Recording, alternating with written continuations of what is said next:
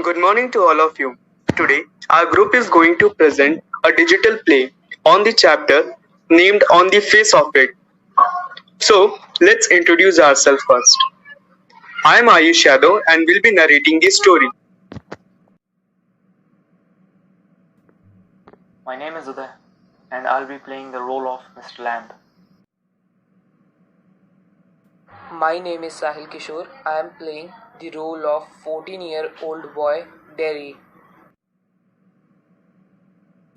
And my name is Prashant and I am playing the role of father. On the Face of It. It's a play featuring an old man and a small boy meeting in the farmer's garden. Both suffer from physical impairment, but Mr. Lamb, the old man, takes life as it comes to him, whereas the boy, he is very withdrawn and uncooperative. The meeting turns out to be a boon for Derry. Mr. Lamb is able to give him hope and the ability to see the bright side of life. The first scene of the play begins in Mr. Lamb's garden. Derry, a young boy of 14, climbs over the garden wall and enters the garden. He walks in slowly, thinking nobody is there, but he is frightened to hear Mr. Lamb's voice. Mind the apples. Who's that? Who's there? I'm Lamb. Watch out or you could trip. Oh, I thought it was an empty house. Well, it's empty because I'm here in the garden on this beautiful day. Just I live here. No need to be worried. Oh no, now I have to go. Wait. No need to be afraid. The gates are always open for all. You don't have to climb the wall. You were watching me. I was just sitting here while you did. But there is nothing to be scared of, boy. Why should I scared? People afraid of me, and I know you too are afraid. But why should that be? What do they think? I know, just like others, you too look at my face and think what a bad and terrible thing it is. I was just thinking of making some jelly from those apples. You could give me a hand. Why are you changing the topic? Don't you ask how it happened? You want me to ask how your face got burned by fire? No, it was acid which destroyed my face. I see. Look there. What can you see? Just some rubbish weeds. Well, there are flowers, trees, and herbs, but among them are weeds. Why is one green plant called flower and another weed? It's all life, growing, same as you and me. No, not at all. We are not same. You are young, I am old. You got a burnt face, I got a thin leg. Where's the difference, boy? Oh, but how you got this thin leg? I lost it years ago. Children call me Lamby Lamb. But it doesn't hurt me. In the end, they all just get tired of looking at it. It's all relative, like the Beauty and the Beast. Oh, you think they have not told me? It's not what you look like. It's what you are inside. The beauty loved the monstrous beast for himself, and when she kissed him, he became a handsome prince. But the real world do not work like that, and I won't change ever. And no one will ever kiss me.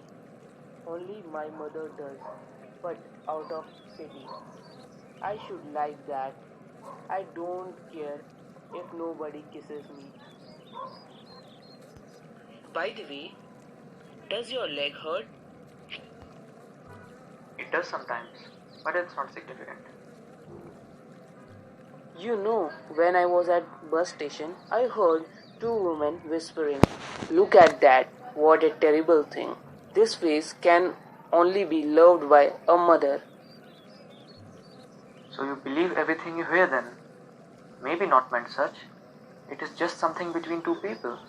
But is it the only thing you ever hear anyone say in your life? I heard a lot, even heard my parents discussing what's going to happen to me when they have gone. However, will I get on in this world?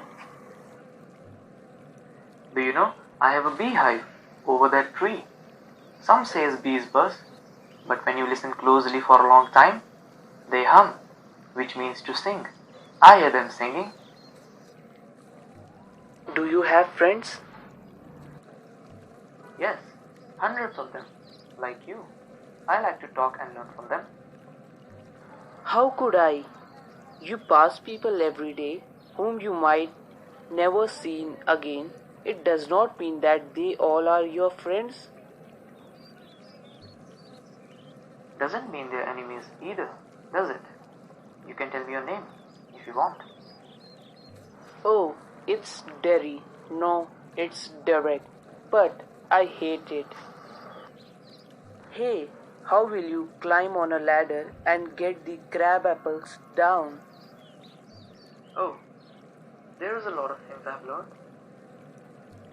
If you fell and break your neck, you could lie on grass and die.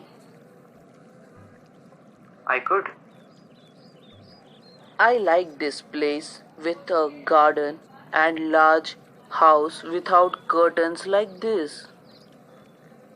I fear you may lose your friend due to me. They will mind me. They might, but you have to take the risk. No, really what? I don't believe anybody ever comes. You are here all by yourself and miserable, and no one would know if you are alive or dead. Alright, then tell me some names. What are they? Tom, Dick, or Harry? Ha ha ha ha.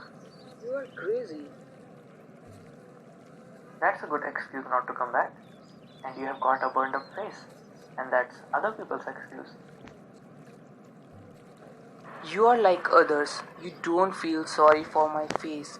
You are frightened by my face and consider it as terrible. I am going, but will be back soon. You see, you wait. I can run. I have not got a thin leg. I will be back soon. In scene 2, Terry runs towards his home to get his parents' permission. At home, he fights with them as he wants to return to Mr. Lamb, but his parents are not allowing him to go because of the rumor they heard about Mr. Lamb. You think I don't know about him? You should not believe all you hear. I know what there is to know, and you will not go back. What are you afraid of? I want to be there and sit and listen to things. And what he got to tell you? Things that matter, things that nobody else has ever said, and the thing which I want to think about. I hate it here. You can't help the things you say. I don't blame you. But you will not go again. Oh no, no, no, Dad. If I don't go there, I will never go anywhere in this world. I am going, Dad. The final scene again shifts to the garden. Terry reaches there out of breath. He finds Mr. Lamb lying on the ground. Terry tries to awaken him, but Mr. Lamb is unmoving. Probably he is dead. Terry has thus lost his only friend, and he begins to cry. Mr. Lamb was able to do what he has been trying. He has taught Terry how to live. You see, I came back. You said I would not, but I came back. Mr. Lamb, it's alright. I am here, Mr. Lamb. It's alright. So, At last, message conveyed by Susan Hill, the writer of this story, is that a scar or any physical impairment never changes a person, and the society should always help them to expand their social interaction and also to fight their disabilities, loneliness, and depression.